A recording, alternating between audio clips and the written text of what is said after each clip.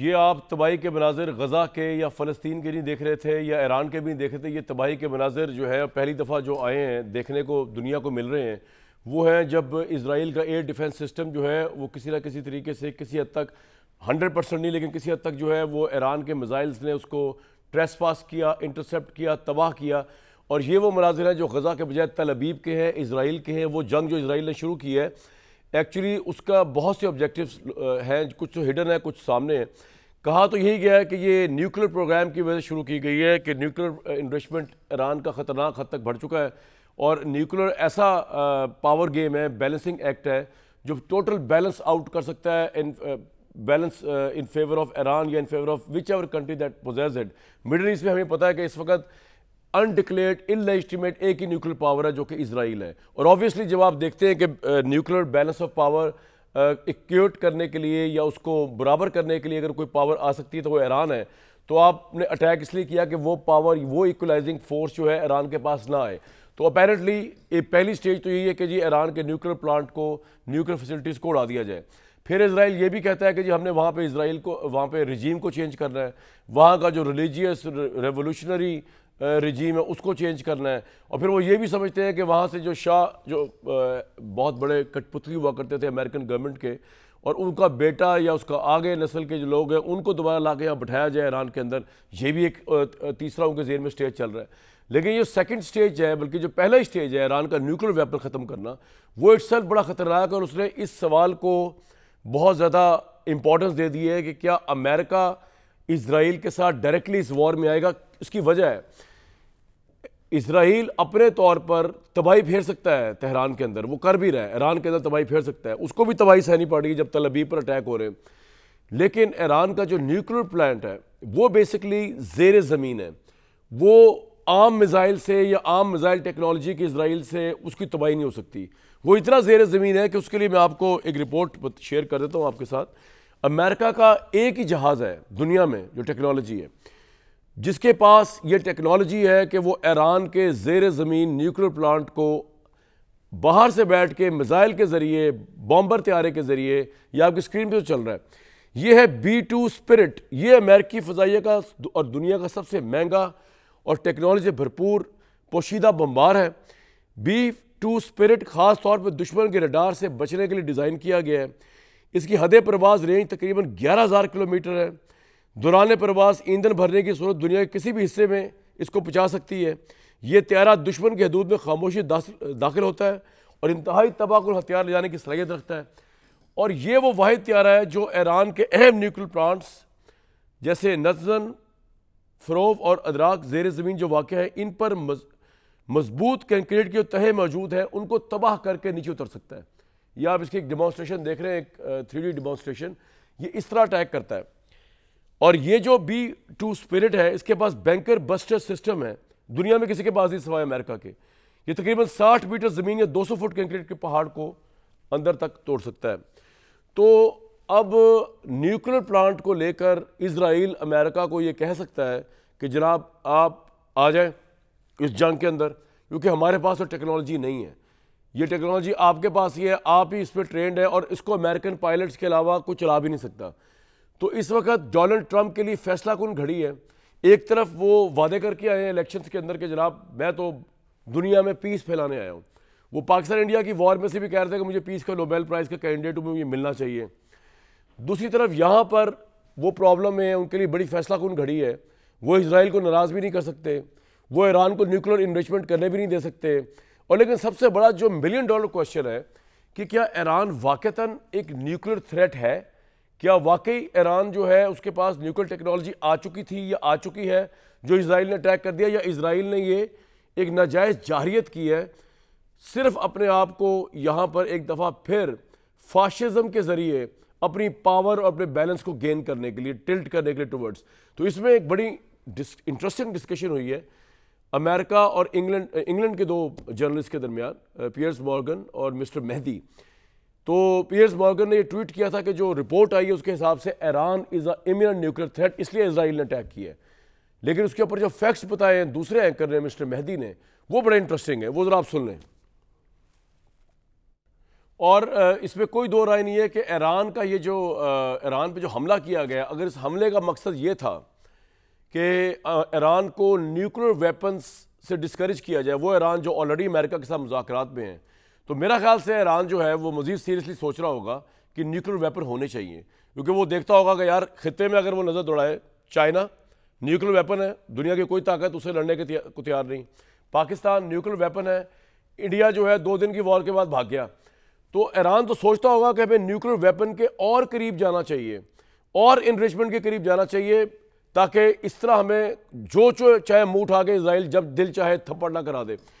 لیکن ایک بڑی انٹرسٹنگ چیز جو ہم نے دیکھی اس وار کے اندر، ایک تو یہ دیکھیے اگر آپ میپ دکھائیں نا، میں اب پاکستان کے سیاسی حالات کے ساتھ ذرا منظرنامہ جوڑتا ہوں مشرق وسطیٰ کا، اگر آپ میپ دکھائیں تو ایک چھوٹا سا ڈاٹ ہے اسرائیل، اور اس کے ارد گرد سارے مسلم ممالک اگر آپ دکھا سکیں، آپ کو سب نظر آئے گا، ایران نظر آئے گا، سعودی عربیہ نظر آئے گا، آپ کو ٹرکی نظر آئے گا، آپ کو لیبیا نظر آئے گا، آپ کو ایجپٹ، آپ کو یہ سب نظر آئیں گے۔ لیکن جس طرح مسلمان کنٹریز آپس میں ڈس یونائٹڈ ہے نا، بالکل اسی طرح پاکستان کا سیاسی منظرنامہ تقسیم کا شکار ہے۔ ایران کے اندر وہاں کی بڑی ہیوی اپوزیشن ہے، لیکن جب حملہ ہوا اسرائیل کا تو وہاں کی اپوزیشن نے ڈیفینڈ کیا ایران کی گورنمنٹ کو، انہوں نے کہا کہ رجیم چینج نہیں ہونے دیں گے۔ پاکستان میں ایسا آپ کو بھی دیکھنے کو نہیں ملے گا۔ یہاں پہ 2 دن 4 دن 3 دن کی جو جنگ ہوئی، اس میں کوئی پارٹی کچھ اور کہہ رہی تھی، کوئی کچھ اور کہہ رہی تھی، ایک پارٹی کچھ اور ہی کہہ رہی تھی۔ یہ یکجہتی جس طرح مڈل ایسٹ میں مسلمان یکجہتی بکھری ہوئی ہے، اس سے ایڈوانٹیج مل رہا ہے صرف اسرائیل کو، اس طرح پاکستان کے اندر پولیٹیکل ڈس یونٹی، پاکستان کی پولیٹیکل پارٹیز بکھری ہوئی ہیں، اور ان کے اندر ایک تو آپس میں ایک دوسرے کی رسپیکٹ نہیں ہے، دوسرا پھر ایک پارٹی جو ہے وہ یہ سمجھتی ہے اس کے ساتھ زیادتی ہو رہی ہے، جبکہ پوری دوسری پارٹی سمجھتی ہے کہ وہ ایک پارٹی اس پورے ملک کے ساتھ زیادتی کر رہی ہے۔ میرے ساتھ بیرسٹر علی ظفر صاحب، بلال اظہر کیانی صاحب، سینیٹر فیصل واڈا صاحب موجود ہیں۔ علی ظفر صاحب، مجھے سب سے پہلے تو آپ ذرا حالات دیکھ کے بتائیے کہ وہاں پر ایک تو مشرق وسطیٰ میں آپ دیکھیں کہ مجھے تو ایسے لگتا ہے جس طرح کہ مسلمان کنٹریز بکھری ہوئی ہیں نا آپس میں، ہمارا سیاست کا شرازہ اس طرح بکھرا ہوا ہے، ہماری آپس میں کوئی ہم آہنگی نہیں ہے۔ لیکن جس طرح ایران کے اندر اپوزیشن نے سپورٹ کیا گورنمنٹ کو، اس طرح ہم جنگی حالات میں بھی شاید ایک دوسرے کے ساتھ نہیں کھڑے ہوتے۔ ایم آئی رائٹ سر؟ کیا اس کی وجہ یہ کہ عمران خان یا تحریک انصاف کے ساتھ بہت زیادتی ہے، اور آپ سمجھتے ہیں کہ ہم جب تک کہ عمران خان باہر نہیں آئیں گے ہم کسی لحاظ سے حکومت یا ملک کے ساتھ کھڑے نہیں ہوں گے؟ جی دیکھیں کامران صاحب، جب انڈیا نے دہشت گردی کا حملہ کیا تھا پاکستان پہ، جی آپ کو یاد ہوگا کہ اس وقت جتنی پولیٹیکل پارٹیز تھیں، جتنی سیاسی جماعتیں تھیں، جتنے لیڈران تھے چاہے پارلیمنٹ کے اندر یا باہر، وہ سب انہوں نے اپنے اختلافات سائڈ پہ کر کے انہوں نے کہا کہ ہم پاکستان کے لیے ہم سارے اکٹھے ہیں، اور اس وقت ہم یونائٹڈ ہیں، اتحاد ہے ہمارے میں، اور ہندوستان ہمارا دشمن ہے، ہم کسی قسم کی آنچ پاکستان پہ نہیں آنے دیں گے۔ اور ہر ایک نے کہا، سپیچز میں بھی کہا اور دکھایا بھی کہ ہم اپنی جان بھی دینے کے لیے حاضر ہیں اس ملک کے لیے۔ تو یہ بات کہنا کہ سیاسی جماعتیں جو ہیں وہ پیٹریوٹک نہیں، یا وہ ملک کے جب اس طرح کوئی دشمن اٹیک کرے گا تو ہم آپس میں جی اتحاد کی بات ہو رہی تھی، تو بالکل ایک ہی تھے۔ اور ہم نے بلکہ میری ایک اسپیچ آپ نے سنی ہو سینٹ میں، تو میں نے کہا تھا کہ ہمارے خلاف بہت زیادتی ہو رہی ہے، تشدد ہو رہا ہے، لیکن ہم یہ سب کچھ بھول کے، ہم سب کچھ سائڈ پہ کر کے، کیونکہ اس وقت پاکستان کو ضرورت ہے اتحاد کی، تو ہم ایک جگہ کھڑے ہیں۔ اور یہ ریزولوشنز بھی پاس کی دونوں پارلیمنٹ، دونوں ہاؤسز نے۔ تو ہم نے کسی سے پیچھے پاکستانیوں نے as Pakistanis political parties side ہم نے سیاست ہی چھوڑ دی، اور ہم نے کہا کہ ہم پاکستان کے لیے ساتھ ہیں۔ تو میرا خیال ہے اس چیز کو میں تو بہت اپریشیٹ کرتا ہوں، اور کرنا بھی چاہیے۔ اور ایسا اگر خدا نخواستہ پھر ہوا تو پھر آپ دیکھیں گے کہ بڑا اتحاد ہے ہمارے میں۔ لیکن سیاست اپنی جگہ، سیاست تو اب واپس آ گئی ہے، جب ایک بار انشاءاللہ ہم نے جیت لیا، جنگ جیت لی، شکست دے دی ہندوستان کو، تو اب واپس ہم سیاست کر رہے ہیں۔ بجٹ پہ آپ نے دیکھا بھرپور سیاست ہوئی، اور ہم نے اس کی مخالفت بھی کی، اور ہم اس کو سپورٹ بھی نہیں کر رہے۔ وہ ہمارا حق ہے، احتجاج کرنا بھی ہمارا حق ہے، لیکن یقینی طور پہ جب دشمن کی بات آتی ہے تو ہم ایک ہیں، ہم پاکستانی ہیں، پاکستان کمز فرسٹ، اس میں کوئی کسی کو شک نہیں ہونا چاہیے۔ اور یہی عمران خان صاحب نے بھی یہی کہا تھا جب میں ملا تھا۔ جی علی ظفر صاحب بڑی زبردست گفتگو آپ کی، اور سنا آپ نے احتجاجی تحریک 2 ہفتوں کے لیے مؤخر کر دی، لیکن سر ساری ایک سیپریٹ سیٹ آف کوشچن ہے، لیکن it is too relevant to Pakistani politics right now. اس وقت کوئی صورت بر نظر نہیں آ رہی کہ تحریک انصاف کی جو مین لیڈرشپ ہے یعنی کہ عمران صاحب وہ باہر آئیں. تو آپ کے نزدیک اس وقت پارٹی کہاں کھڑی ہوئی ہے؟ ہر جگہ پہ در پہ سیاسی شکستیں ہیں. آبویسلی ابھی اسپیشل سیٹس کا کیس کا فیصلہ بھی انہوں نے اپنے دلائل مکمل کر لیے ہیں، کل یا 1-2 دن میں وہ بھی آ جائے گا. مجھے لگتا ہے اس میں بھی آپ کو سیٹ بیک مل سکتا ہے. کہاں کھڑی ہے پارٹی وداؤٹ عمران؟ جی دیکھیں، یقینی طور پہ بہت مشکلات ہیں. عمران خان صاحب کو 600 سے زیادہ دن ہو گئے ہیں جیل میں. پچھلے 10 دن سے ہم ملاقات بھی نہیں کر سکے، تو وہی پارٹی کو لیڈ کرتے ہیں اور یقینی طور پہ مشکلات بہت ہیں. اور فیصلہ ہمارا یہ ہے کہ ہم ہر میدان پہ ہر محاذ پہ لڑتے رہیں گے، چاہے وہ سیاسی ہو، پارلیمنٹ کے اندر ہو، باہر ہو، وہ چاہے احتجاج کر کے سڑکوں پہ ہو اور چاہے وہ لیگل عدالتوں میں ہو، قانونی جنگ. تو میرا خیال ہے یہ ہم اس سے زیادہ ہم نہیں کچھ کر سکتے. ہم یہ تو نہیں ہے کہ ہم اپنے کوئی ویپنز اٹھا کے، ہتھیار اٹھا کے ہم کوئی پہاڑوں میں چلے جائیں گے اور ملک کو ریولوشن لے آئیں گے. ہم نے سیاسی جنگ بھی لڑنی ہے، وہ پارلیمنٹ میں لڑی جاتی ہے. احتجاج کرنا ہمارا آئینی حق ہے، وہ آئین کے مطابق پرامن احتجاج بھی کریں گے. اور اسی طرح ہم انتظار کریں گے کہ جو جوڈیشری ہے، جو ہماری عدالتیں ہیں، وہ انصاف کے مطابق فیصلہ بھی کریں گی. ہم وہاں بھی اپنی بیٹلز لڑتے رہیں گے. اور پھر ہم الیکشنز اگلا جو آنے والا ہے اس پہ بھی ہم بھرپور حصہ لیں گے اور امید رکھیں گے کہ یہ جو دھاندلی ہوئی ہے پچھلے الیکشن میں اس کو ہم روک سکیں. تو یہ ہم یہی ایک سیاسی جماعت کر سکتی ہے. اور میرا خیال ہے اگر آپ پاکستان کی تاریخ دیکھیں تو جتنی سیاسی جماعتیں ہیں جب ان کے اوپر اس قسم کے مشکلات آتی ہیں تو وہ سیاست کا میدان نہیں چھوڑتی، وہ آئین کا میدان نہیں چھوڑتی، اور وہ اس کے اوپر ضرور واپس آتی ہیں کسی نہ کسی طریقے سے. پاکستان تحریک انصاف اور عمران خان صاحب بھی آپ دیکھیں گے کہ انشاءاللہ واپس آئیں گے اور واپس پرائم منسٹر بنیں گے. رائٹ. فیصل واڈر صاحب، پہلے آپ سے ایک ذرا پوچھ لوں سوال جو کہ آبویسلی زیادہ آپ کی پولیٹیکل ڈومین میں آتا تو نہیں، لیکن آبویسلی آپ بھی باخبر انسان ہیں. امریکہ اگر اس جنگ میں آتا ہے آپ کے نزدیک تو یہ جنگ پھیل سکتی ہے؟ کیا یہ جنگ اتنی پھیل سکتی ہے کہ خطے کے دوسرے ممالک جیسے کہ ہم ہیں، جیسے انڈیا ہے، یہ بھی شامل ہو جائے بیچ میں آپ کے نزدیک؟ بہت شکریہ کامران شاہ صاحب.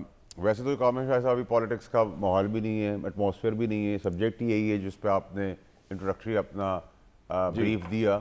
لیکن دیکھیں اگر خدا نہ خواستہ یہ سچویشن ہو جاتی ہے تو نیچرلی پھر تو خطہ نہیں، پھر تو پوری دنیا بیچ میں آ جائے گی نا. پھر تو چائنا بھی ہے، رشیا بھی ہے، کیا کہتے ہیں ٹرکی بھی اس سائڈ پہ کھڑا ہوا ہے، یورپین سائڈ بھی کھڑی ہوئی ہے، تو سعودی سائڈ بھی کھڑی ہوئی ہے، قطر سائڈ بھی کھڑی ہے، یو اے سائڈ، وہ تو پھر آپ انڈیا پاکستان بھی کھڑا ہوا ہے. تو دیکھیں یہ صرف تھریٹ ایران ایک بفر کا بھی رول پلے کر رہا تھا جو ہمارا ہمسایہ ملک ہے، ہمارا برادر ملک ہے. لیکن اس سب کے اندر جو چیز آپ نے ایک نئی دیکھی وہ 1982 کے بعد تو آپ نے پٹاخہ بھی بچتے نہیں دیکھا اسرائیل کے اندر. وہ انہوں نے اس بار ایکسپیرینس کیا. لیکن ایک طرف اسرائیل کے پاس نیوکلیئر ویپنز ہیں اور وہ یہ ڈھڈورا پیٹ رہا ہے. اور آپ نے جیسے کہا وہ آپ کو ہرن کی کہانی یاد آ جائے گی کہ وہ ہرن سارے کھڑے میں، اس میں سے ایک شیر آتا ہے دبوچتا ہے اور سارے ہرن بھاگ جاتے ہیں اور وہ دبوچ کے نکلتا ہے. ایکچولی وہ پرسیپشن کی جنگ ہوتی ہے، ساری امپریشن کی جنگ ہوتی ہے. اگر وہ جو اتنے سارے ہرن کھڑے میں پکڑ لیں 10-20 تو شیر کیا کر سکتا ہے؟ لیکن وہ ایک امپریشن کی، تو اسرائیل ابھی اپنے امپریشن اور پرسیپشن کے اوپر کھیل رہا ہے. بٹ ہیونگ سیڈ دیٹ ہمارے پاس تو سب سے بڑا رول ابھی یہ ہے کہ دیکھیں ہماری بھی علی ظفر صاحب نے کہا کہ جنگ جیت گئے، الحمدللہ ہم جنگ جیت گئے، بڑے سالڈ طریقے سے جیتے ہیں، بائی فار جیتے ہیں. لیکن یہ جنگ ابھی رکی ہوئی ہے، ختم ایک فیز ہو گیا ہے. لیکن ایک آدمی کو آپ نے ایکسپوز کر دیا، آپ نے اس کو ڈی مورلائز کر دیا، آپ نے اس کو ختم کر دیا ہے، مودی کو تباہ اور برباد کر دیا ہے، ایموشنلی، فائنانشلی، پولیٹیکلی آپ نے تباہ کر دیا. تو ایسا بھی تو ہو سکتا ہے کہ وہ ریٹیلیٹ کرے، اور ایسا آدمی جو پاگل ہوا ہو، جو خون کا پیاسا ہو مسلمانوں کے، پاکستانیوں کا خون کا پیاسا، اتنی بڑی ڈیفیٹ کے بعد آپ یہ تو نہیں کہہ سکتے. اور ہماری فوج تیار ہے، چکنا ہے، ریلیکس موڈ میں نہیں گئی ہے. بٹ یہ تو آپ انڈرمائن نہیں کر سکتے کہ وہ تھریٹ پرسیپشن تو ابھی تک ہے ہمارے اوپر. تو یہ سیز فائر ہوا ہے، کوئی جنگ بندی ہو کے یہ بزنس یوزول نہیں سٹارٹ ہو گیا کہ اب یہ پیچھے مڑ کے دیکھنا ہی نہیں ہے. تو وہ ایک سچویشن کھڑی ہوئی. تو more of a reason Faisal order صاحب، مور آف اے ریزن کہ پاکستان کی پولیٹیکل پارٹیز آپس میں کولیبریٹ کریں، عمران صاحب سے بات کی جائے، ان کو باہر نکالا جائے. مور آف اے ریزن اگر پاکستان ابھی بھی حالت جنگ میں ہے. کیا خیال ہے آپ کا کہ نہیں؟ دیکھیں کامران شاہ صاحب، میں دو باتیں آپ کو بتاؤں گا جو پی ٹی آئی کے اندر میں نے مثبت دیکھی اور میں اس کو ویلکم کرتا ہوں. نمبر 1، آج پی ٹی آئی پاکستان نے جو احتجاج ہوا بیرون ملک اس کو کنڈیم کیا اور اس کو اپنے آپ پاس سے ڈسکنیکٹ کیا کہ ہم نے نہ اوورسیز کو کہا ہے. وہ 6-8 آدمی 12 آدمی جو بھی تھے انہوں نے پی ٹی آئی کو سپورٹ نہیں کیا اور مزید ان کے لیے تباہی بربادی کی اور پاکستان کے ایموشنز اور پاکستانیوں کا کھیلا. کیونکہ سپہ سالار جنگ جیتا ہے تو 25 کروڑ پاکستانیوں کے ایموشنز اور سیلیبریشن اس کا جڑی ہوئی ہے. وہ 25 کروڑ لوگوں کی توہین نہیں کر سکتے. یہ کوئی نون لیگ کی جنگ نہیں جیتی ہے، پیپلز پارٹی کی جنگ نہیں، یہ پورے پاکستان کی جنگ جیتی گئی ہے، پاکستان نے جیتی ہے. وہ ہمیں ریپرزینٹ کرتے ہیں ہمارے آرمی چیف. نمبر 1. نمبر 2 یہ کہ جب آپ نے ایک چیز کو کنڈیم کیا، یہ بہت اچھی بات ہے. آپ نے اپنا کو ڈسکنیکٹ کیا، ڈسٹنس کیا ان اوورسیز 8-10 گھٹیا لوگوں کو جنہوں نے پاکستان کو ایک مذاق بنانے کی کوشش کی، ادھر ایک پروٹیسٹ کر کے مزید مشکلات بنانے کی کوشش کی. ایک عام سمجھدار پاکستانی یہی کرتا جو پی ٹی آئی نے کیا. دوسری یہ چیز کہ دیکھیں جو احتجاج ہے اس کا نہ ماحول ہے، نہ سچویشن ہے، نہ گراؤنڈ ریالٹی سے وہ ملتا جلتا ہے. لیکن برعکس اس کے عمران خان صاحب نے بھی اس کو پینڈ کر دیا ہے 2-3 ہفتے کے لیے. چاہے اس میں جان ہے نہیں ہے، گراؤنڈ پہ ریالٹی ایسی کچھ نہیں نظر آ رہی. نہ ماحول ہے نہ سچویشن ہے اور ہم سب کو اسٹینڈ یونائٹڈ ہی رہنا ہے اس سچویشن کے اندر. سب نے پیرا دینا ہے، سب نے چوکیداری کرنی ہے، سب نے محافظ کا کام کرنا ہے. لیکن میں اس کو بھی خوشائن سمجھتا ہوں کہ اگر انہوں نے ایک پولیٹیکل موو کرتے ہوئے اس کو پینڈ کر دیا تو یہ بھی اچھی چیز ہے. یہی سینسیبل اور رسپانسبل پالیٹکس ہے. تو جو اچھی چیز ہوگی اس کو اپریشیٹ کریں گے. تیسری چیز یہ کہ ہم سب یونائٹڈ ہیں، پارلیمنٹ کے اندر بھی ہم یونائٹڈ ہیں. جہاں کرٹیسزم ہوتا ہے نہیں، لیکن آپ کہہ رہے ہیں کہ عمران خان رہا ہو یا نہ اس سے کوئی فرق نہیں پڑتا. آپ تحریک صاحب بھی سمجھیے کہ یہ پیسفل پروٹیسٹ وغیرہ کرنا ہے، عدالتوں پہ چھوڑ دیے سارا معاملہ. دیکھیں کامران شاہ صاحب میری اس کے اندر بڑی کلیئرٹی ہے. دیکھیں میری اس کے اندر بڑی کلیئرٹی ہے. علی ظفر صاحب ایک سیزنڈ آدمی ہے اور انہوں نے کہا کہ دیکھیں ہم تو گولی اور بندوق چلانے تو نہیں آ رہے، وہ فتح کرنے تو نہیں آ رہے. اور ایک طرف آپ دوسری طرف ایک بیان سن رہے ہیں کہ یہ اپروچ ڈیفرنٹ ہے. علی میں گنڈا پور صاحب کے اپروچ سے ٹھیک ہے. تو اس کا مطلب یہ کہ ڈسکنیکٹ ہو گیا نا. ہم علی ظفر صاحب کی بات اس لیے مانیں گے کہ ایک سینسیبل آدمی ہے، ایک پاکستانی ہے پہلے، وہ پھر وہ کسی پارٹی کے اندر ہے. تو اب اگر آپ گولی اور گاڑنے اور پھانسی کی سزا اور قبریں بنائیں گے تو وہ تو نہ ماحول ہے، نہ ہو سکتا ہے، نہ ہو رہا ہے، نہ ہوگا، نہ کوئی ہونے دے گا. اس میں بھی کلیئرٹی رکھے. پھر بجٹ کے اوپر آ گئے تو ہم نے اس بار اس کا مطلب یہ فیصل صاحب ایک منٹ، اس کا مطلب یہ کہ جب تک یہ شہباز شریف صاحب کی گورنمنٹ ہے عمران خان تو جیل میں ہی ہے. یہی بات ہوئی نا.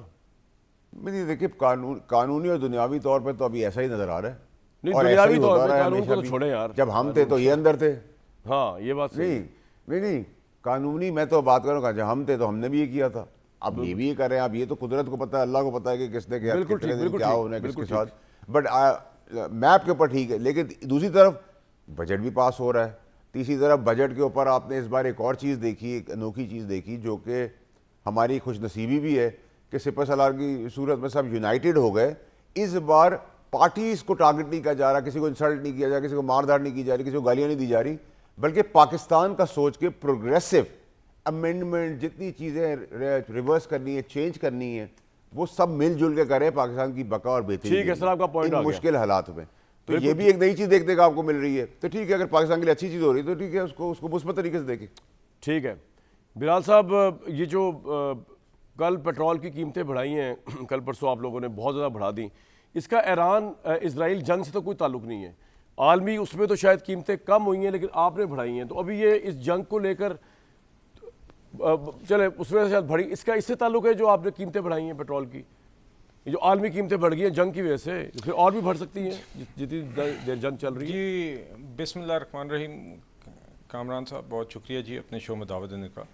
کامران صاحب سب سے پہلے تو جو آپ بات کر رہے تھے نا یہ بھی اسرائیل اور ایران کی جنگ کے حوالے سے، تو میں ایک چیز ضرور ہائی لائٹ کرنا چاہوں گا جو میرے خیال سے اہم ہے. ایک اس معاملے میں سفارتی سطح پر ایک ڈیولپمنٹ ہوئی ہے. آپ نے دیکھا گزشتہ رات بلکہ ایک جوائنٹ سٹیٹمنٹ آئی دیگر اسلامی ممالک کی جس میں پاکستان شامل ہے، اور اس کے اندر سعودی عربیہ، ٹرکی، الجیریا، ایجپٹ، قطر، عراق، بحرین، لمبی فہرست ہے، جارڈن، کویت، یہ سب شامل ہیں پاکستان سمیت، اور ان سب نے متفقہ طور پر دو تین اہم باتیں کی. ایک تو جس میں ہم سب شامل ہیں کہ اسرائیل نے جو ایگریشن کیا اس کی ایک متفقہ ریجیکشن، کانڈمنیشن کی. دوسرا یہ زور ڈالا کہ اسرائیل کو یہ ہاسٹیلیٹیز ایران کے خلاف روکنی چاہیے اور ڈی ایسکیلیشن کی طرف معاملہ جانا چاہیے. تیسرا انہوں نے وہاں پر متفقہ یہ ایک مطالبہ کیا ہے جس کے مڈل ایسٹ کے اندر ایک زون بننی چاہیے free of nuclear weapons, other weapons of mass destruction, اور اس میں سارے مڈل ایسٹ میں ممالک جو شامل ہیں وہ سب کو اس کا حصہ بننا چاہیے کہ مڈل ایسٹ کو، پوری مڈل ایسٹ کو فری آف نیوکلیئر ویپنز ہونا چاہیے. اور ساتھ ہی ساتھ انہوں نے یہ بھی کہا کہ نیگوسیشنز کی طرف واپس ایران کا معاملہ آنا چاہیے، جو کہ ایران پہلے اس میں شامل تھا. اور آخری یہ کہ جو پانی کے جو انٹرنیشنل میریٹائم معاملات ہیں، واٹر ویز ہیں خطے کے، اس کے اندر فریڈم آف موومنٹ رہنی چاہیے، جو آپ کے سوال سے منسلک ہے. جو آپ نے بات کی کامران صاحب، دیکھیے پیٹرولیم پرائسز میں اتار چڑھاؤ کے اندر بنیادی دو ہی چیزیں ہوتی ہیں جی، کہ ایک تو گلوبل آئل پرائسز اور دوسرا جو بھی فارن ایکسچینج پیٹرولیم لیوی.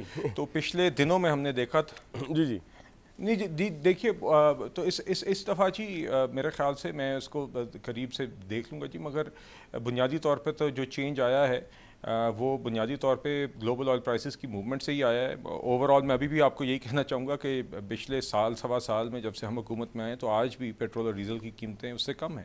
مگر دیکھیے آگے جو لارجر معاملہ ہے وہ یہ ہے کہ ہم بالکل جو ابھی اس جنگ کی وجہ سے جو اس کے اثرات ہیں آئل پرائسز پر، اس کو ہم ٹریک کر رہے ہیں. پرائم منسٹر صاحب نے فوراً چند دن قبل ہی جب یہ ایسکلیشن ہوئی تو انہوں نے ایک کمیٹی بنا دی، وزیر خزانہ اس میں شامل ہیں، وزیر پیٹرولیم ہیں، میں اس میں شامل ہوں، اسٹیٹ بینک ہے، جو بھی ریلیونٹ حکومتی ادارے بنتے ہیں اور آفیشلز بنتے ہیں، جنہوں نے فوراً اس چیز کا اب ڈے ٹو ڈے ہم جائزہ رکھ رہے ہیں کہ ہماری اسٹاک پوزیشن کیا ہے پیٹرولیم پروڈکٹس کی، آئل کی. الحمدللہ ابھی ہماری سیٹسفیکٹری پوزیشن ہے اور روزانہ کی بنیاد پر ہم اس کو ٹریک بھی کر رہے ہیں. اور خدا نہ خواستہ جی دیکھیے، اور ایک رسک ضرور ہے. ہم نے گزشتہ روز دیکھا تھا کہ ایک دن کمی بھی آ گئی تھی، پھر آج معمولی سا اضافہ برنٹ کی پرائسز میں دیکھ رہا تھا. تو ہم اس کو ٹریک کر رہے ہیں جی، اور انشاءاللہ اس میں جو بھی سیف گارڈ ضروری ہیں وہ کریں گے. ابھی پاکستان تو صرف اخلاقی مدد کر رہا ہے، انشاءاللہ آگے اس کا جائزہ لیتے رہیں گے. ایران کی پارلیمنٹ میں پاکستان کے حق میں نعرے لگے، اس کی کیا وجہ ہے؟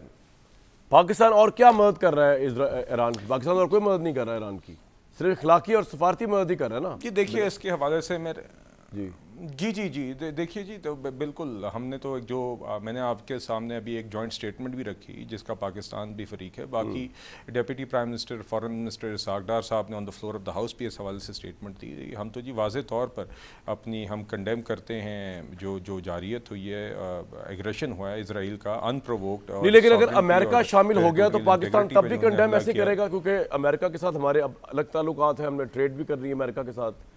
تب کیا کریں گے آپ؟ اکنامکلی اس کا کیا فال آؤٹ آ سکتا ہے؟ امریکہ جاتا ہے اور ہم پھر بھی کنڈیم کرتے ہیں اس کو. جی دیکھیے یہ تو کامران صاحب ایک اسپیکولیٹو بات ہے نا. ہم تو ایز اے پرنسپل یہ بات کرتے ہیں کہ کسی بھی ملک کے خلاف اسپیکولیٹو بات نہیں ہے یہ. اس وقت اگلے 48 گھنٹے بڑے اہم ہے، 24 گھنٹے امریکہ انٹروین کر سکتا ہے وار میں نا. تو میں کہہ رہا ہوں ہماری تب بھی یہ پالیسی رہے گی، ہم چینج کریں گے ہماری ان سے اکانومی کے معاملات میں.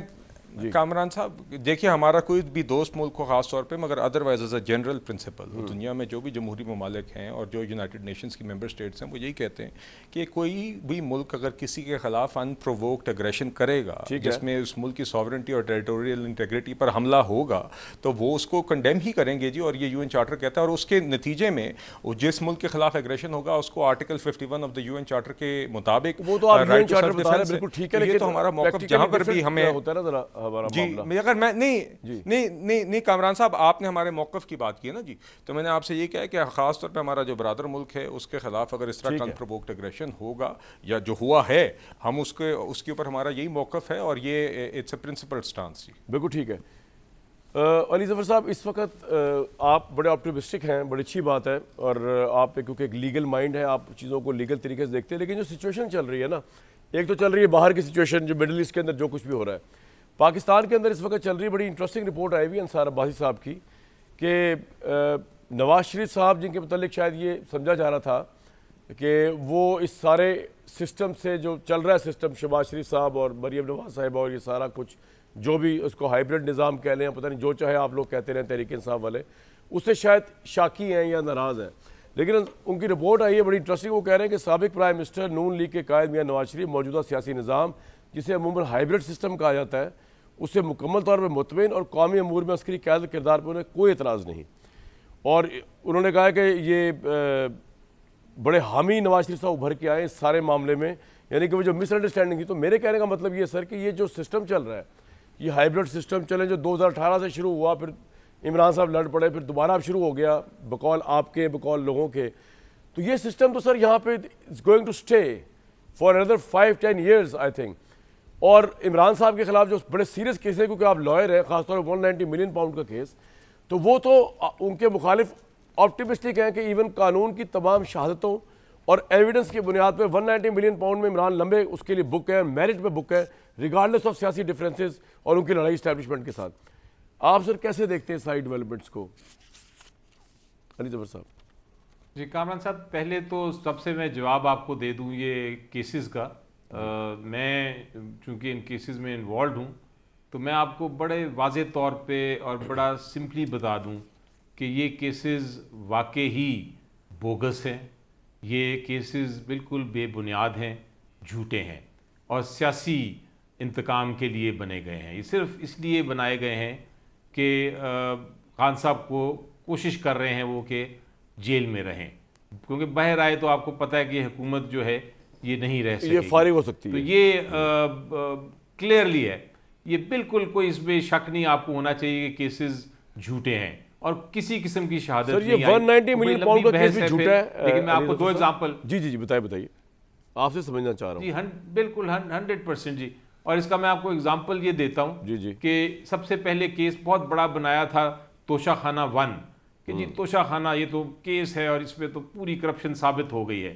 لیکن جب وہ کیس نیچے سے جیل ٹرائل ہوا اور جج صاحب نے اس کا فیصلہ بھی کر دیا, پہلے دن میں گیا ہائی کورٹ میں اور پہلی ہیئرنگ پر ہی یہ کیس کی جو سزا تھی اور جو کنوکشن تھی اس کو عدالت نے ختم کر دیا.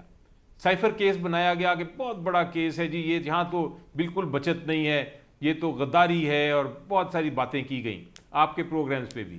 لیکن پہلے جب بحث ہوئی شروع تو جب بحث ختم ہوئی تو عدالت نے کنوکشن اور سینٹنس ختم کر دیا. عدت کا کیس بنایا گیا, بہت بڑا کیس ہے جی, یہاں تو پکڑے گئے ہیں, وہ بھی ختم ہو گیا. تو اسی طرح یہ 190 ملین کا کیس میں بھی ایگزیکٹلی کسی قسم کی شہادتیں نہیں ہیں, کسی قسم کی ایویڈنس نہیں ہے, کسی قسم کا کیس نہیں بنتا. تو یہ تو اپنی جگہ کیسز خیر ہیں, ہمیں پتہ ہے سب کو, آپ جتنی بھی بحث کر لیں کہ سیاسی کیسز ہیں.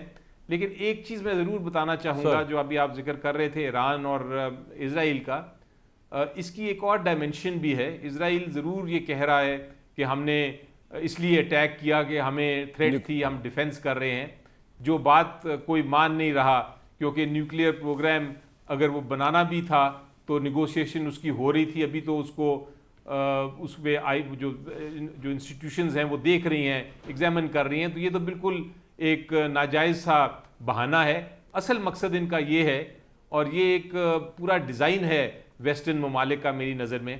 اصل مقصد اس کا یہ ہے کہ رجیم چینج کی جائے, یعنی کہ جو کرنٹ رجیم ہے ان پہ اتنا اٹیک کیا جائے, اور اگر وہ ڈیفینڈ نہ کر سکیں, وہ ایران کی شکست ہو جائے, تو پھر ان کا خیال ہے کہ ایک رجیم چینج ہو جائے گی اور کوئی لبرل قسم کی یا پرو امریکن پرو ویسٹرن جب سے آیت اللہ خمینی صاحب آئے. ٹھیک, بالکل ٹھیک. تو شاہ کا بیٹا جو ہے یہ کوشش کر رہے ہیں. ٹھیک ہے, ٹھیک ہے جی بالکل. آپ نے سنا ہوگا ان کا کنیکشنز جو اسرائیل کے ساتھ ہے, شاہ کے بیٹے کے. تو وہ سارا اس کا تسلسل ہے. اور بدقسمتی سے اس وقت تک ہماری جو مسلم امہ جس کو آپ کہتے ہیں, جو مسلم کنٹریز ہیں, ان نے ضرور ایک ریزولوشن پاس کی ہے, لیکن میرے نظر میں اس سے زیادہ جانا چاہیے ان کو, اس سے آگے جانا چاہیے, ایک اتحاد دکھانا چاہیے اس معاملے میں. کیونکہ کل کو کسی بھی جو مڈل ایسٹرن ممالک ہیں ان میں سے کسی کے ساتھ ہوتا بھی رہا ہے, پہلے بھی دیکھا ہم نے, عراق میں, لیبیا میں, سیریا میں, اسی طرح کہیں بھی ہو سکتا ہے. ان کو یہ سمجھنا چاہیے کہ کیا ہو رہا ہے.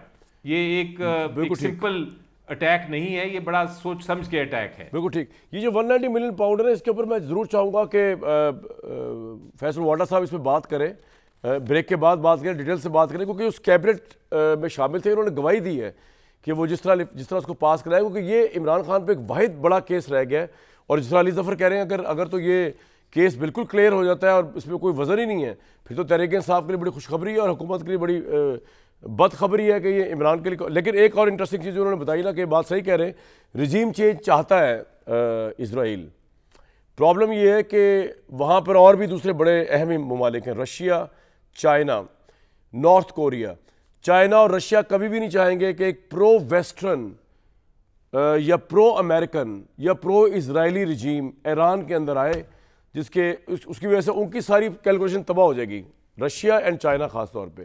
تو یہ بھی معاملہ ہے کہ رشیا اور چائنا اس کے اندر پارٹی ہیں، وہ یہ نہیں چاہتے کہ وہ یہ تو چاہتے ہیں کہ پاپولر رجیم وہاں موجود رہے جو کہ فرینڈلی ہے وتھ رشیا اینڈ چائنا. وہ یہ کبھی نہیں چاہیں گے کہ ایک پرو امریکن رجیم وہاں پہ آ جائے جو اسرائیل اور امریکہ شاید چاہتے ہیں. ایک بریک کے بعد آتے ہیں جی. بہت کروشل سٹیجز چل رہی ہیں مڈل ایسٹ کے اندر، بہت فیصلہ کن گھڑی ہے اس وقت امریکہ کے پریزیڈنٹ کے لیے، جو وعدے کر کے تو آئے تھے پیس کے، لیکن کیا وہ جنگ کریں گے ایران کے ساتھ، اسرائیل کے ساتھ مل کے ایران کے خلاف. اس پہ بات اس لیے بھی بہت زیادہ کی جا رہی کہ ڈونلڈ ٹرمپ نے ٹویٹ کیا، وہ بڑا الارمنگ تھا. انہوں نے کہا Iran should have signed the deal, I told them to sign, what a shame, invest of human life. Iran can't have a nuclear weapon, I said it over and over again, every one should immediately evacuate Tehran, سب Tehran کو چھوڑ دیں. یہ انہوں نے کہا. یہ تو معاملہ چل رہا ہے وہاں. واپس آتے ہیں پاکستان کی طرف. جی فیصل والٹر صاحب، بڑی علی ظفر صاحب نے ایک بڑی زبردست بات کی. انہوں نے کہا سارے جھوٹے کیسز ہیں، میں لمبی اس میں نہیں جاتا، باقی جگہوں سے عمران خان واقعی بری بھی ہوئے، کچھ میں نہیں بھی ہوئے، کچھ میں ضمانتیں ہوئی ہیں، لیکن 190 ملین پاؤنڈ کیس وہ کہہ رہے بالکل کہیں سٹینڈ ہی نہیں کرتا. دیکھیے کامران شاہ صاحب، سٹینڈ کیا کرتا ہے اور کیا نہیں کرتا، میں پھر آپ سے وہی کہوں گا کہ کوئی ماحول نہیں ہے، نہ ابھی سیاست کا ماحول ہے، نہ ہی کیسز کا ماحول ہے، نہ یہ سیاست کا ماحول ہے، نہ ہی پولیٹیکل پارٹیز کا ماحول ہے. ہم خود ایک خطے کی سچویشن میں کھڑے ہوئے ہیں، ایک ہم جنگ پہ سٹینڈ آف پوزیشن پہ کھڑے ہوئے ہیں، پلس ہم ڈپلومیٹک فرنٹ میں بھی نیگوشیٹ کر رہے ہیں.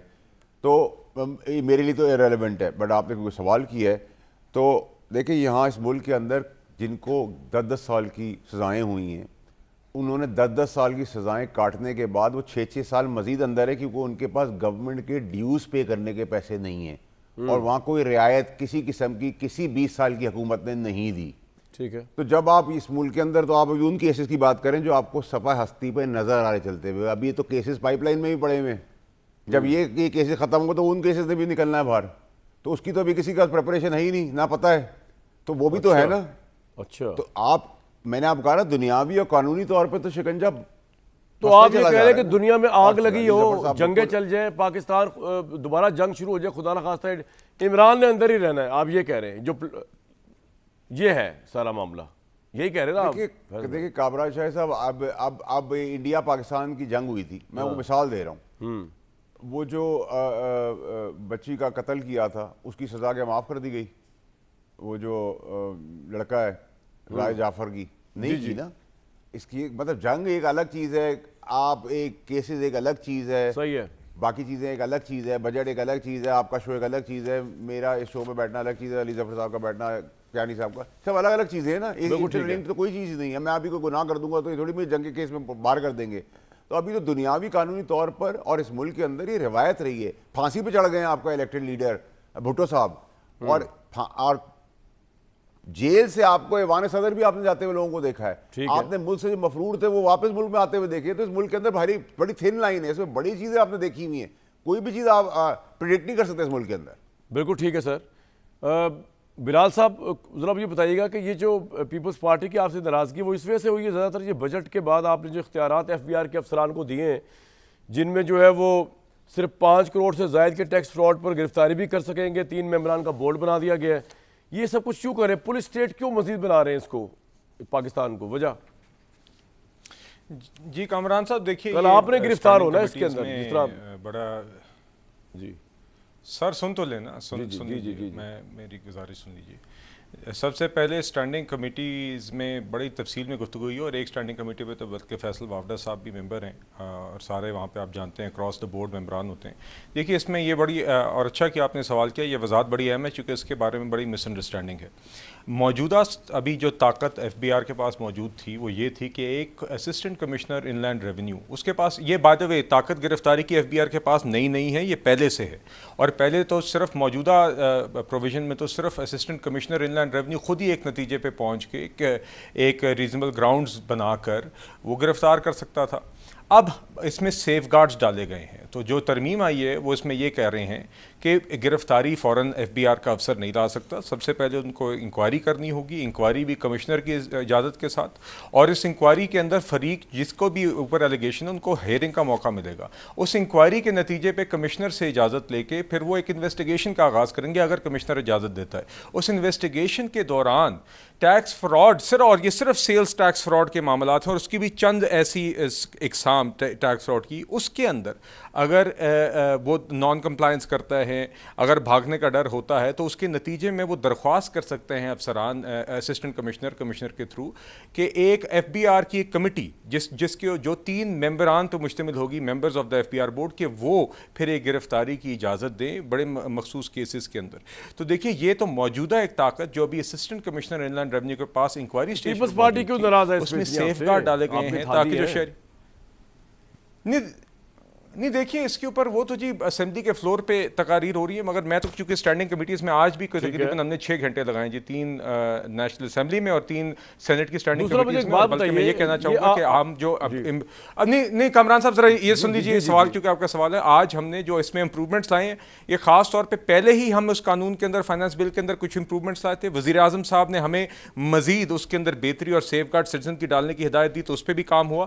کچھ پیپلز پارٹی کی طرف سے فاروق نائک صاحب کی طرف سے اسٹینڈنگ کمیٹی میں بھی کچھ تجاویز آئی تھی, ہم نے وہ بھی شامل کی, مگر ہم نے اس سے بھی 1 سٹیپ بیونڈ جا کے جو تجاویز آئی تھیں اس سے بھی زیادہ سیف گارڈ ڈال کے اس کو کمشنر کے اوپر کے بجائے 3 ممبران کی کمیٹی پر لے کے گئے جو تجویز نہیں تھی. جی ٹھیک ہے. علی ظفر صاحب جی, وارا صاحب جی کامران صاحب یہ تو کیاری صاحب کی بات ٹھیک ہے کہ اس کے اندر سیف گارڈز ہم نے بہت سارے ڈال دیے ہیں, اور آج میری آخری تجویز اسی فائنانس کمیٹی کے اندر یہ تھی کہ اگر یہ غلط آپ نے کسی کو 5 کروڑ روپے سے اوپر پکڑا, اس کو جتنی سزا ہوگی پھر اس افسر کو بھی اتنی سزا ہوگی اگر اس نے غلط کیا. میں تو کہہ رہا ہوں کہ وزیر مملکت خزانہ کو بھی ہو جانی چاہیے اور وزیر خزانہ کو بھی ہو جانی چاہیے, کیونکہ اگر غلط وہ تو ہم سب کو ہی ہوگی اس ملک کے اندر, پتہ تھوڑی ہے آپ کو بھی ہوگی, ہمارے ساتھ فکر نہ کریں, سبھی ہوں گے ایک جگہ پہ. اچھا چل اللہ معاف کرے, کوئی اچھی باتیں کیا کریں. ابھی تو ہم بھگت رہے ہیں قیدیوں کو پاکستان میں. علی ظفر صاحب مجھے ایک بات سر بتائیے گا کہ اوور آل یہ امیج ابھر کے آ رہا ہے کہ یہ حکومت جس طرح سٹیبلائز ہو رہی ہے, بجٹ ہو رہی ہے, آپ لوگ لڑ تو رہے ہیں ان کے ساتھ, لیکن جسٹ اے فیس سیونگ, مطلب جو ریل آپ کی جنگ تھی اپنے لیڈر کو باہر نکلوانا, وہ گریجولی فیڈ آؤٹ ہوتی جا رہی ہے. انٹرنیشنل کانفلکٹ ہو ایران اسرائیل کا, یا پاکستان انڈیا کی جنگ ہو, یا بجٹ ہو, یا اس کے بعد بجٹ کا منظور ہو جانا, اسٹیبلشمنٹ پرائم منسٹر گورنمنٹ کا اکٹھے ہونا ایک پیج کے اوپر, یہ تمام فیکٹرز جو, اور آپ بھی ایک اپوزیشن تو کر رہے ہیں لیکن جس طرح آپ نے فرمایا ہم اور کر بھی کہہ سکتے ہیں. ابھی اسپیشل سیٹس بھی مجھے لگتا ہے آپ کے ہاتھ سے نکل جائیں گی. آہستہ آہستہ تحریک انصاف یا اس کا لیڈر فیڈ آؤٹ ہو رہا ہے اس سارے ماحول کے اندر, جنگی ماحول, انٹرنیشنل ماحول, سٹیبل ماحول. سر جی میں الٹا سمجھتا ہوں آپ کا یہ موقف, ضرور ایک آپ نے سوال پوچھا, میرا موقف لیکن نہیں ہے. میں اس کو سمجھتا ہوں کہ یہ جو کچھ ہو رہا ہے اس میں میری نظر میں عمران خان کی زیادہ ضرورت پڑ گئی ہے. اچھا, کیونکہ آپ دیکھیں جب اس قسم کا ماحول ہو تو آپ کو ایک سب سے اہم چیز ہوتی ہے کہ پولیٹیکل سٹیبلٹی ہو, یعنی کہ ایک سیاسی استحکام ہو, آپ کا ایک ملک جو ہے وہ کام ہو, تاکہ آپ آرام سے اپنا جو آپ کی ڈپلومیسی ہے, آپ کی جو قانونی انٹرنیشنل لا کی بیٹلز ہیں, آپ کی جو ایکچوئل ملٹری وارفیئر ہے, ایسا کیا کر لیتے جو شہباز شریف صاحب نہیں کر پا رہے سر ان حالات میں. علی صاحب آپ کو اس وقت ضرورت ہے کہ آپ اکنامک سٹیبلٹی بھی حاصل کریں. ان سب کے لیے آپ کو پولیٹیکل سٹیبلٹی کی ضرورت ہے, اور اس کے لیے عمران خان صاحب کا رول بہت اہم ہے. وہ یقینی طور پہ اس حکومت کے پاس وہ چیز نہیں ہے جو ہمارے پاس ہے, اور وہ ہے پبلک کی سمپتھی, پبلک کا ووٹ, پبلک کا پیار. یہ اس کو آپ اگنور نہیں کر سکتے. آپ یہ اگزامپل لے لیجئے ابھی جو آپ بات کر رہے تھے ایف بی آر کی پولیس پاورز کی. یہ اتنی مس انڈرسٹینڈنگ ہے اس حکومت کے پاس, یا تو ایکسپرٹیز نہیں ہے یا وہ شاید ماننا نہیں چاہتے جو حقیقت ہے. جو قانون ہے ابھی واضح طور پہ سپریم کورٹ نے بتایا ہے کہ آپ جب تک ٹیکس فراڈ پکڑ نہ لیں, یعنی جب تک آپ انکم ٹیکس کا کوئی جو ایڈمنسٹریٹو سائٹ پہ ہے, جو انکم ٹیکس کی ایگزیکٹو سائٹ پہ آپ فیصلہ نہ کر لیں کہ ایک پیسہ دینا ہے, آپ ڈیمانڈ ریز کریں. اگر ڈیمانڈ کوئی نہیں دیتا پھر آپ ٹیکس فراڈ کا کوئی کرمنل ایکشن لے سکتے ہیں. یہ ہے قانون اس وقت تک. اب یہ کرنے کی کوشش یہ کر رہے ہیں کہ انہوں نے سیکشن 37AA ایک سیکشن ہے جس کے تحت یہ کہتے ہیں کہ شک بھی ہو کسی کو کہ یہ فراڈ ہوا ہے, ابھی اس کے اوپر کوئی عدالت کا فیصلہ نہیں ہے, تو وہ اریسٹ کر سکتے ہیں. جی یہ ہے موقف, یہ ہے ایشو. اور یہ جس طرح ابھی بیان ہو رہا تھا, مس انڈرسٹینڈنگ ہے یا جان بوجھ کے اس کو چھپایا جاتا ہے, اس قسم کی چیزیں ہیں. اسی لیے جو قوم ہے وہ نہیں ان کے اوپر یقین رکھتی, مجھے ایک بریک لینی پڑے گی. ویسے تو میں آپ سے تھوڑا ڈسکری کروں گا صاحب, ان کو ٹیکس کے لاس کی کیا ضرورت ہے لوگوں کو پکڑنے دھکڑنے کے لیے؟ جس کو چاہے پکڑ سکتے ہیں, پولیس اسٹیٹ بنائی ہوئی ہے انہوں نے. تو ایک بریک لے لوں جی. مجھے پتا ہے بلال کیانی صاحب بالکل اس کا بھرپور جواب دینا چاہتے تھے اور چاہیں گے, اور ان کے پاس ہوگا بھی, لیکن وقت کی قلت ہے. اگلے 24 سے 48 گھنٹے بڑے اہم ہیں. امریکہ کے پریزیڈنٹ نے اگر ڈیسائیڈ کر دیا کہ وہ بامبرز کے ذریعے ایران کے نیوکلیر انسٹالمنٹس کو, جو کہ زیر زمین ہے, نیوکلیر جو ان کا ہیڈ کوارٹر ہے, اگر وہ اس کو ایکسپلوڈ کرتے ہیں تو یہ جنگ جو ہے وہ بہت آؤٹ آف پرپورشن بھی جا سکتی ہے. کل تک دیجیے اجازت.